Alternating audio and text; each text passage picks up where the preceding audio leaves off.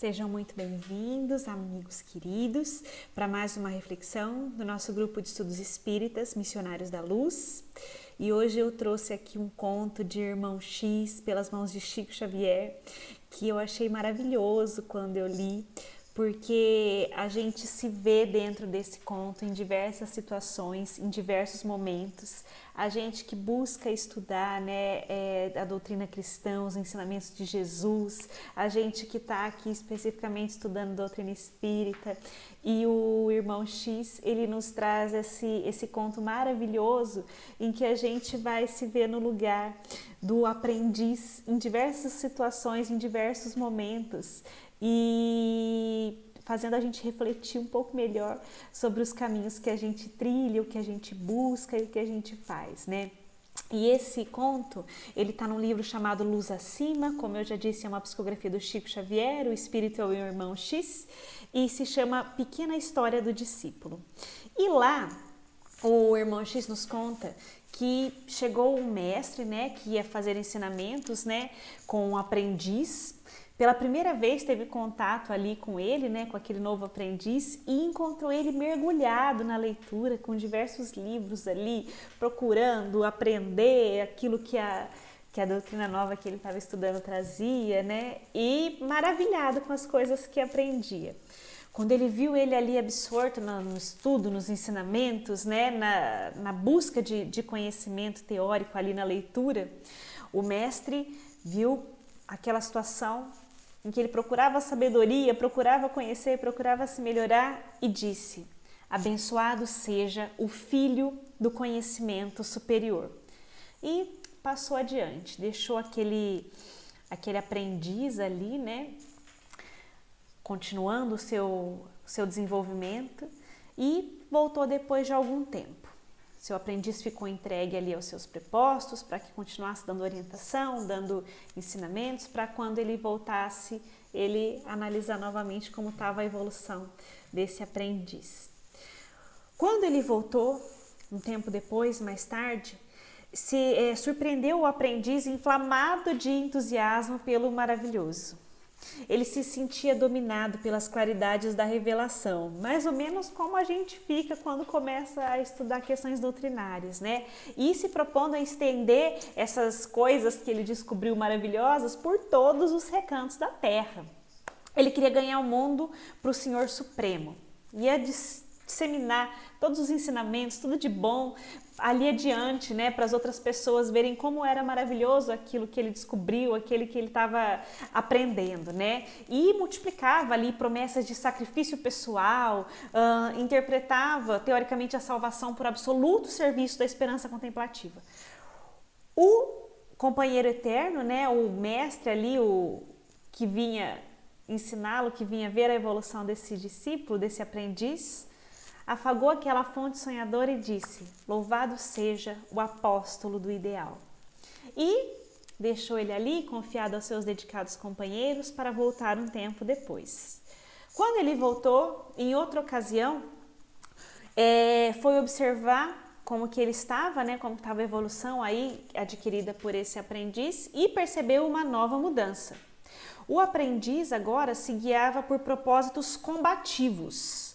Ele tinha adquirido bastante conhecimento do ideal, Ele se achava na posse da realidade universal e queria mover guerra sem sangue a todos os semelhantes que não pisassem o degrau evolutivo que ele achava. Quer dizer, cada um daqueles que estivesse ali no caminho que fosse seguindo, ele queria combater para poder trazer para aquilo que ele achava que era o melhor. Então, o que ele fazia?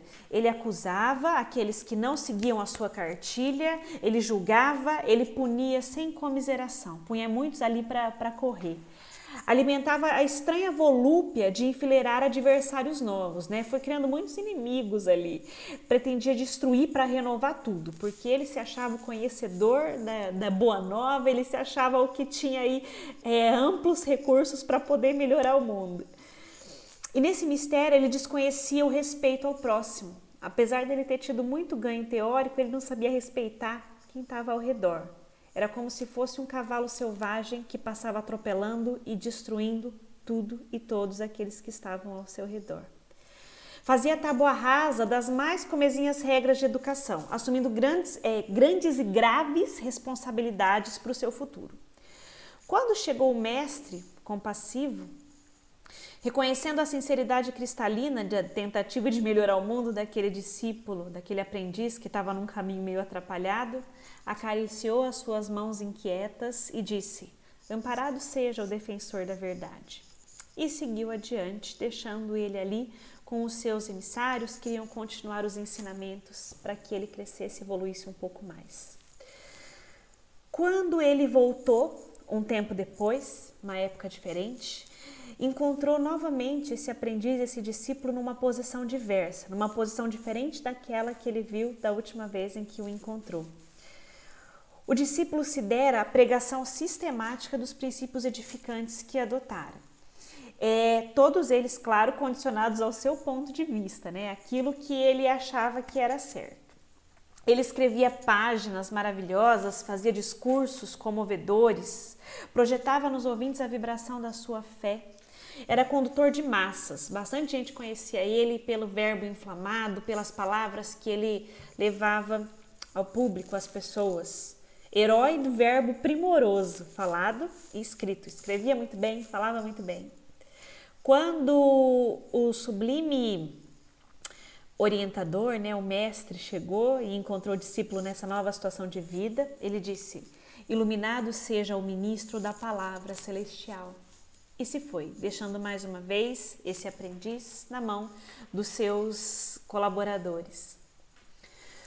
Passado longos anos, retornou o magnânimo, né, e percebeu uma nova transformação. Bastante tempo tinha passado da última vez que ele tinha visitado aquele aprendiz que cada vez se transformava através do tempo, dos ensinamentos e das coisas que iam acontecendo. E percebeu uma transformação profunda naquele aprendiz. Ele exibia agora feridas na alma. A conquista do mundo não estava sendo tão fácil como parecia no começo. Ele refletia com amargura, sabe? Embora sincero, ele fora defrontado pela falsidade alheia. Querendo praticar o bem, ele era incansavelmente, incessantemente visado e atacado pelo mal. Ele se via rodeado de espinhos, suportava calúnia, sarcasmo, pessoal falando mal, julgando ele. Alvejado pelo ridículo entre os que mais amava, trazia o espírito crivado de dúvidas e receios perniciosos. Nas suas melhores intenções, nas melhores tentativas dele de fazer algo bom, ele era incompreendido. Se ele dava pão, ele recebia pedrada. Se ele acendia a luz, ele provocava perseguições das trevas. Lia os livros santos à maneira do faminto que procura alimento, que procura uma saída para aquele momento, para aquela situação difícil. Sustentava seus ideais com grande dificuldade, sem conta. Ensinava o caminho superior, mas o seu coração estava dilacerado e seus pés estavam sangrando. O sábio, quando retornou e encontrou ele daquela maneira, enxugou o suor copioso do rosto dele e falou: "Amado seja o peregrino da experiência." E seguiu, estrada fora, deixando ali o seu aprendiz com seus carinhosos benfeitores. Quando ele voltou, um tempo depois, ele viu uma situação ali surpreendente com o aprendiz. Chorando por dentro, o aprendiz reconhecia que muito mais difícil que conquistar o mundo era dominar a si mesmo, era a conquista do eu, daquilo que ele trazia no coração. Em minutos culminantes do aprendizado, ele entregara-se também a forças inferiores, viu que errara muito. Embora de pé, ele sabia, de conhecimento pessoal, quão amargo sabor impunha o lodo à boca.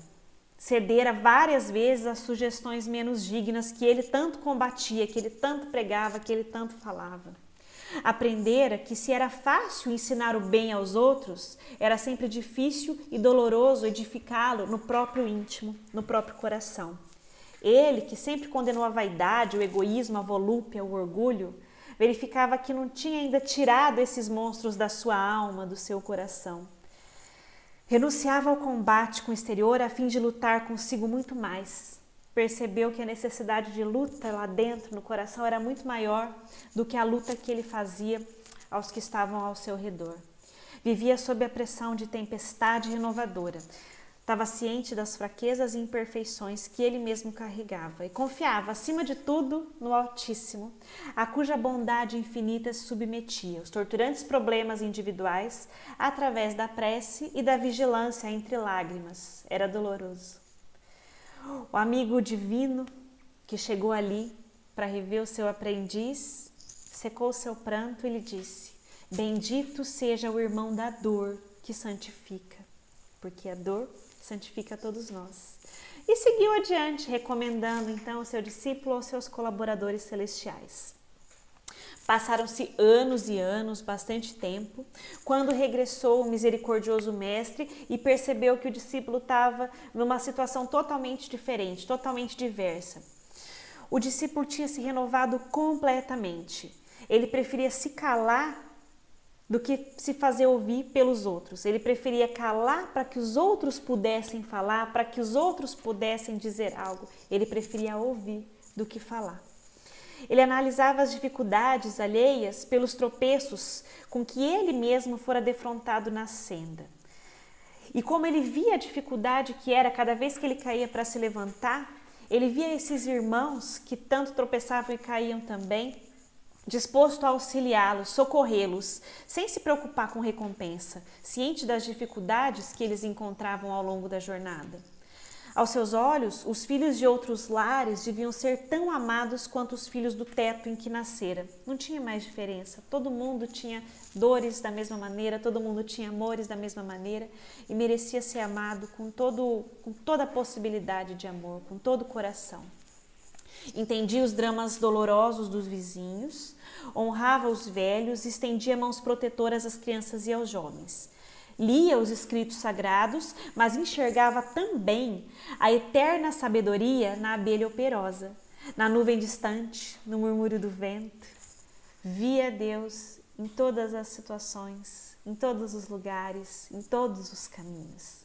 Regozijava-se com a alegria e o bem-estar dos amigos, tanto quanto lhe partilhava os infortúnios. Inveja, ciúme, despeito, cólera não mais perturbava o seu santuário interior, que ele tinha construído ao longo desse período, desses anos que a gente viu e que a gente comentou. Não sentia necessidade de perdoar, porque amava os semelhantes como Jesus lhe havia ensinado. Se ele não julgava, por que ele ia ter que perdoar? Para ele, todos estavam já perdoados, ele amava todos. Socorria os ingratos, lembrando que o fruto verde não pode oferecer sabor daquele que amadurece a seu tempo. Chorava de júbilo a sós na oração de louvor, reconhecendo a extensão das bênçãos que recebera do céu. Interpretava dores e problemas como recursos de melhoria substancial. As lutas eram para ele degraus de ascensão. Os perversos, ao seu olhar, eram irmãos infelizes, necessitados de compaixão fraternal. Sua palavra jamais condenava, e os seus pés não caminhavam em vão. Seus ouvidos mantinham-se sempre atentos ao bem, e seus olhos enxergavam sempre de mais alto. Suas mãos ajudavam sempre. Sintonizava sua mente com a esfera superior. Seu maior desejo agora era conhecer o programa do Mestre e cumpri-lo, do Divino Mestre. Pregava a verdade e ensinava a quantos procurassem ouvi-lo. Entretanto, experimentava maior prazer em ser útil. Guardava feliz a disposição de servir a todos. Sabia que era imprescindível amparar o fraco, para que a fragilidade não o precipitasse no pó, e ajudar o forte, a fim de que a força mal aplicada não o tornasse um vilão. Conservava o conhecimento, o ideal, o entusiasmo, a combatividade em favor do bem, a experiência benfeitora e a oração iluminativa. Todavia, acima de tudo, compreendia a necessidade de refletir a vontade de Deus no serviço ao próximo. Suas palavras revestiam-se de ciência celestial. A humildade não fingida era a gloriosa auréola em sua fronte. E por onde passava, agrupavam-se em torno dele os filhos da sombra, buscando em sua alma a luz que amam quase sempre sem entender. O Senhor, quando voltou e encontrou ele nesse novo estado, dessa nova maneira, estreitou ele de encontro aos seus braços, de coração a coração, e proclamou: bem-aventurado o servo fiel, que busca a divina vontade do nosso Pai, e desde então passou a habituar com o discípulo para sempre. Que história maravilhosa e emocionante que o irmão X traz para a gente pensar. E quando a gente lê essa história, a gente se encontra aí ao longo da nossa vida, nos diversos estágios, né, do aprendiz que busca o Mestre, como nós buscamos a Jesus, e que tantas vezes, achando estar correto ou adaptando aquilo que acha ao seu favor, né, ao seu bem, acaba caindo em erros, acaba caindo em desalinhos, acaba muitas vezes prejudicando ao invés de ajudar. Mas o Mestre, sempre amoroso e compassivo, nos abraça, nos dá a chance de seguirmos caminhando e aprendendo para que possamos chegar, como chegou esse feliz discípulo, esse feliz aprendiz, a possibilidade de estar sempre naquilo que é bom, naquilo que é belo, ao lado do Mestre, com quem ele aprendeu tantas coisas maravilhosas. Fica aí essa reflexão para o nosso fim de semana. Muito obrigada pela companhia e nos vemos na próxima reflexão.